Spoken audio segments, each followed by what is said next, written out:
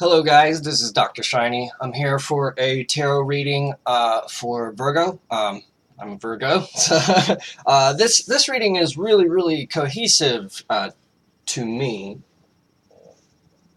It presents a very clear message, and I'm sure that part of that is because I'm a Virgo myself. But you know, it's pretty cool. It's a pretty cool reading. I'm gonna get straight to it. If you haven't already checked out my introductory videos, please do that. They will explain to you my approach to reading tarot and how this works and what you can expect to get out of it and all that kind of thing. So, for your current situation, we have the Lovers.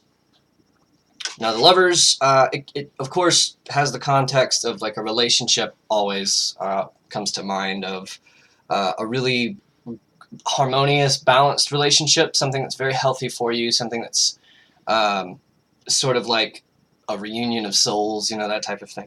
But it can also mean it's not always dealing with a person or like a relationship. A lot of times, in fact, in my readings, it tends to be more so representative of like a big choice or decision, or really the fact that you have now the power to decide how you want to believe, how you want to look at the world, how you want to go forward. And so it's a period of mobility, a period of being able to see the grand picture and make the moves that put you on the large scale direction that you want to go, and that sort of thing. What's influencing you right now is the Three of Cups. And the Three of Cups, I'm sorry about all these glares. With the camera that I have, it's difficult for me to like really figure out the lighting situation here. So I'm having to deal with all kinds of glares. But the Three of Cups is all about abundance, and it is accomplishment, achievement, that sort of thing. So that's what's influencing you. It may be the achievement of someone around you that you're looking up to, or it could just be that you feel that you're in a place where you've got everything you need. And this could be the result of some sort of enlightenment or awakening or change in your worldview, where you're now seeing that you have everything that you need and that you don't need anything else. You know, it's all now about what you make of life, which is really cool, because we spend the beginning of our life believing that we need something else, or we need to achieve something to make us happy, even if that's just growing up. You know, it's a natural instinctual impulse. And so now you're in a place where you've got that, and you're now trying to find a direction forward. So that's cool. For the past, what got you here? We have the Seven of Swords, and you can see there are two swords left behind there in the background. You've had to leave something behind hastily. You felt the need to escape, or to be unseen, or to be hidden, or something like that. And so now you're in a place to where you feel that you're through all of that. Perhaps you don't see this situation the same way that you did in the situation, and something has changed now to make you feel not quite as scared, not quite as afraid. You know, that's basically what that is. In the future, we have the Tower. Now, the Tower does have this sort of connotation with it about like structures that have been built. Like you build a tower, right, to keep yourself safe, and a lot. This could be very much related to your past, to the Seven of Swords, because whatever you were running for some reason you felt threatened by it, and you shouldn't have necessarily felt threatened by it, or felt anger toward it, or negative emotions or something. You know, you can see now that you're in a place where you're really more on board with these ideas of love and of positivity. And so I really believe that what the Tower means in this context for your future is telling you, don't go back down the path of trying to set a goal to be happy. Remember that you are happy, okay? So when you try to set a goal, it's very difficult for you to compartmentalize and separate that goal from your happiness. You see what I'm saying? So you've got to work, you've got to meditate, and you've got to make sure that what you're doing is a game in a way. It's not too serious, because if you stake your happiness on something, that's an unnecessary gamble for you to play. Some people like to do it. I feel as though it's not the best decision for you at this time. Just from the reading and from knowing how Virgos are, uh, don't cling too much to any specific vision for the future or anything that you can build or anything like that. Because the whole point of this card is to show that you can build the most steady, stable tower that you can imagine. And in the original artwork, what's destroying the tower is a bolt of lightning, right? So you can never prepare for everything that's going to happen. So if you put your faith in your ability to prepare or build structures or do something for the future that will make you happy, you're setting yourself up for failure, you know? So this is kind of more of a warning, I feel like, than a foreboding of future. For your subconscious, we have the Ace of Wands. A creative spark, opportunity, insight, new mobility with your creative venture. You know, you have amazing potential right now. And you have two aces, and then you have the Page of Wands and the Knight of Wands in your reading here. Very, very much involved with potential. Right now, there's an incredible amount of energy within you, and that energy has come to you as the result of freeing up wasted mental energy in thinking that situations had to be a certain way or they were a certain way. And now you've let go of those things, and you have a tremendous amount of freed up energy that you can now devote to the things that you actually want to do, that actually give you joy and things like that in life. And also into giving other people's joy. That may be your goals. I know for me it is. For me, I seek to eliminate, or not eliminate, but alleviate suffering from those around me. I feel as though that is my life calling. So I don't look at my end goal as to eliminate suffering from the world. I view my role as to help alleviate that. I'm one cog in a machine, you know. For the crowning thoughts for your higher consciousness, where that is, where your mind is, we have the Three of Swords, which indicates a sort of heartbreak, but above all else, this card represents a sort of uncomfortability, a feeling that something is wrong maybe, or that you've been wronged, or that your body's not working quite like it should. You might have a tremendous amount of anxiety or something like that going on right now. Or you may just simply be feeling the same hurt from whatever that thing was in your past. You may not understand someone's part in it perfectly, and you may really want to. You may care about that person a lot and not understand why they don't seem to care about you the way you care about them. Being that this is the only place in the reading where this sort of emotion or thought is acknowledged, I want to say that you're only standing in your own way. So you've got all this potential now, but if you don't, the next step is to make a decision, make a choice, move forward, not to sit around and wonder about why it didn't work out the way that it did, you know. So if you keep doing that, if you keep going back into the past and reassessing and reorganizing all this information over and over and over again, trying to get it better and better and better, you know, it's a good thing for you to do that. But you should only do that as much as it's required for you to do that. If you can move forward, move forward. That's more important, you know? And so that's what this is saying. And for your advice for the current situation, speaking of moving forward, you have the Knight of Wands. And now the Knight of Wands, above most of the cards in the deck, tells you to go, leap. You know, make a choice, all right? I used to watch those Bob Ross painting videos, you know, and throughout the entire, you know, shading process and everything, it's very fluid. It's almost as if the painting is painting itself, you know. It's like he's got this huge brush and he inks it or puts the paint on the brush in such a way that when he brushes it across the page, a picture is formed just from one big broad brush stroke. And that's really amazing to me. But then throughout the process, you know, he'll get to a point where he's got the entire sky done. So he says, now it's the time to make a big decision and just drop it in, right? And so he just takes the brush and he goes right across the page, creates this big black line that looks quite ugly, to be honest with you. It's just a huge smudge on the page. And to the untrained eye, or to the person who doesn't understand art in this way, it looks like a big mistake. But then you just sit there and you wait and you watch, and over time, he adds detail to this thing, and it comes into focus, and all of a sudden you start to see it meld into the background beautifully, you know. And so this is telling you that this is what's going to be required for you right now. You're in a place to where you feel like sitting on your hands. You feel like you don't know which way is up, which way is what's right and what's wrong. And perhaps you've come to the realization through awakening that there is no right and wrong, that everything is equally just as good as everything else. That being said, that realization is not the end of your journey. That realization is supposed to free up the mental energy so that you can spend time actually doing the things that you want to do, or experiencing the world, or putting new things, creation and stuff into the world, without simply second guessing yourself so badly that everything you do is doomed to fail, you know.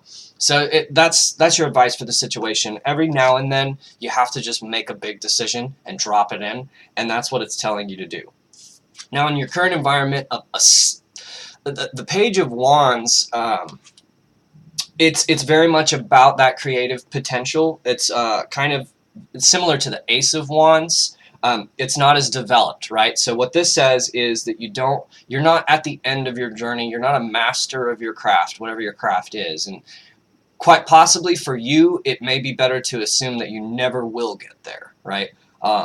Because your particular mental struggles and things like that have been centered around the idea of arriving at a destination rather than being really involved in the process itself, right? So what this could be telling you is that in your current environment, there's tons of opportunity for you. There's tons of ways for you to take that creative spark that you have, to take your God-given potential, and to work it into something that suits you or serves others, or whatever your goals are, you know. In your Fears card is the Two of Cups. Now, the Two of Cups is very, in the context of relationships, it's very similar to the Lover's card.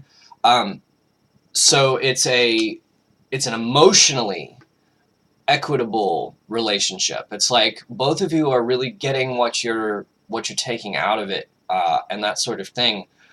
And it has a sense of like dependency based on it. If you see in the picture, the two owls there are holding a garland together, and they're both holding it up, and both of them is required to hold this thing together, right? So you may have a fear, right, that you're supposed to rely on another individual and not yourself, you know. I would say keep in mind that every person interacts with every other person, but has more effects in a particular dimension of one's mentality than others sometimes. So what I'm saying is, you may really need some emotional support right now. You may really need someone to be there for you, to care for you, even just to pretend that they care about you. There's this song where it says, "Tell me pretty lies, look me in the face, tell me that you love me, even if it's fake, because I don't care." That's what it's getting at. There's a theory in some of you may be familiar with chaos magic, or the concept of chaos magic. I think it's an incredibly simple thing, chaos magic. It's just really a simple idea that people have made into a more complex. The centralized idea of chaos magic is that beliefs don't have function in and of themselves, okay? So it doesn't do you really any good to cling to a belief your whole way through your life, okay? Because beliefs are simply a tool. They're a means to an end, right? So if you believe something, you utilize the power of belief, but you don't necessarily cling to that belief. You can let it go. If something else comes along, if the situation changes, and that belief no longer serves you, right? It no longer helps you move forward. It's okay to let that go and to choose something else. In worst case scenario, you can always go back, you know, like you have infinite chances, you know. And I mean, if you don't do it in this life, you can certainly do it in the next, you know, so there's that.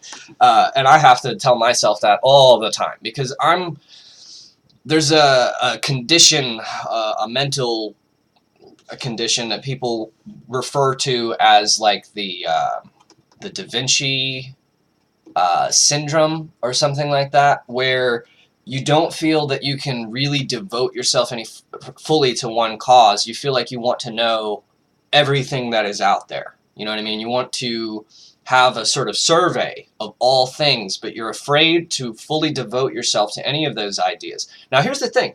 I think that this is the future of humanity. I think that if you look at humans 500 years down the line, they will be very Da Vincian. They will be all artists and all philosophers and entertainers and things like that.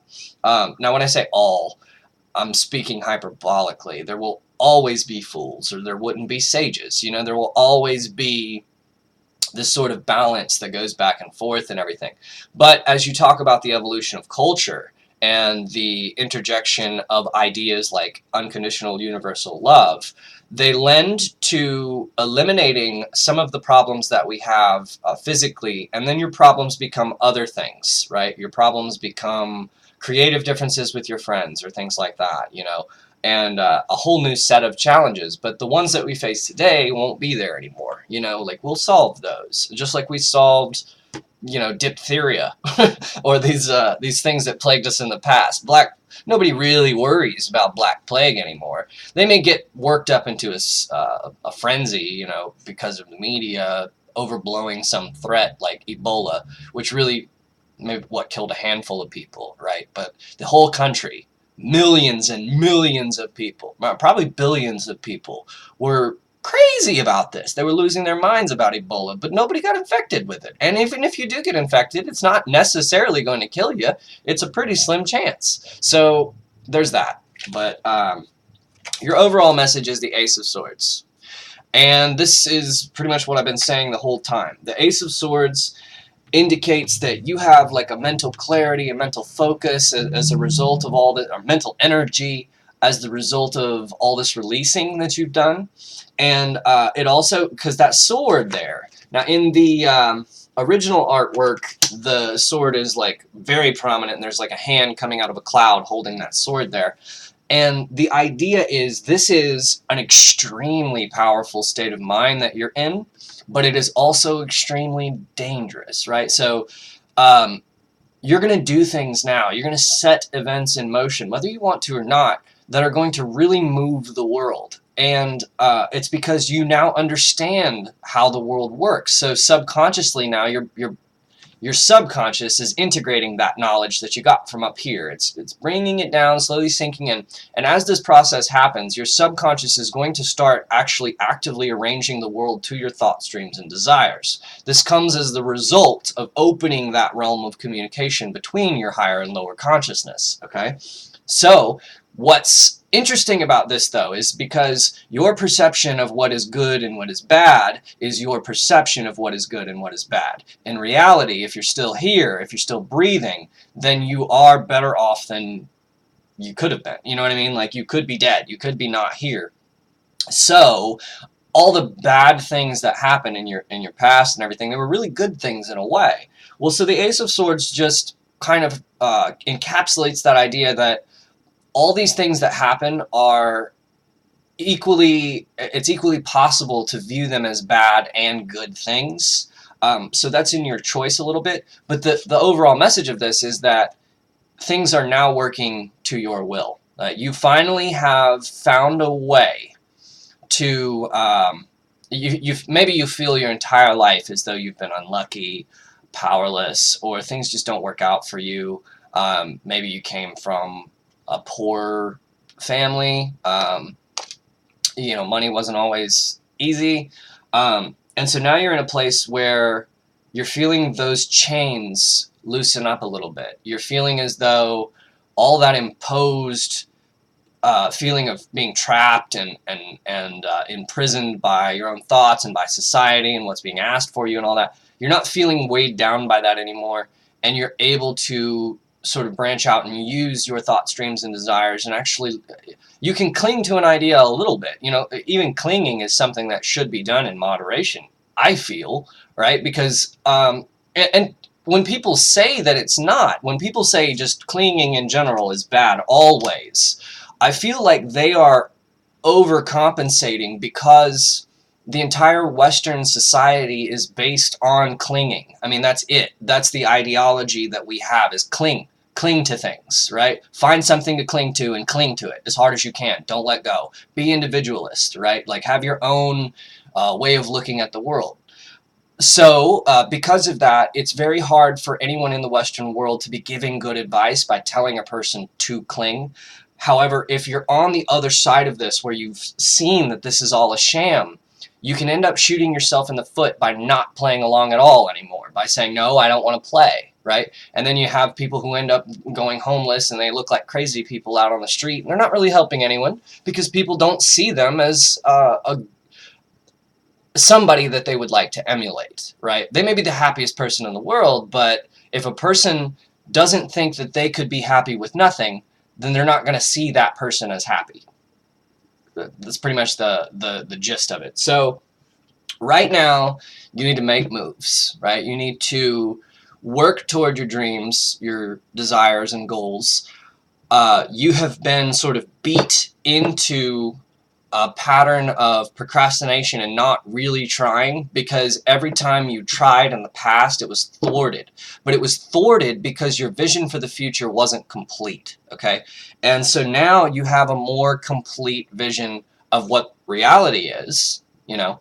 And so you can start to isolate small changes that you want to make. And what you'll find is that when you start to focus on that, isolating the small changes in your life, then they sort of roll over into these huge changes, and that's really exciting. So I'm very in tune with this reading. I like it a lot. If you have any questions or comments, please let me know. I'm sorry this one ran a little bit longer than normal, but until next time, I will see you again. Dr. Shiny signing off.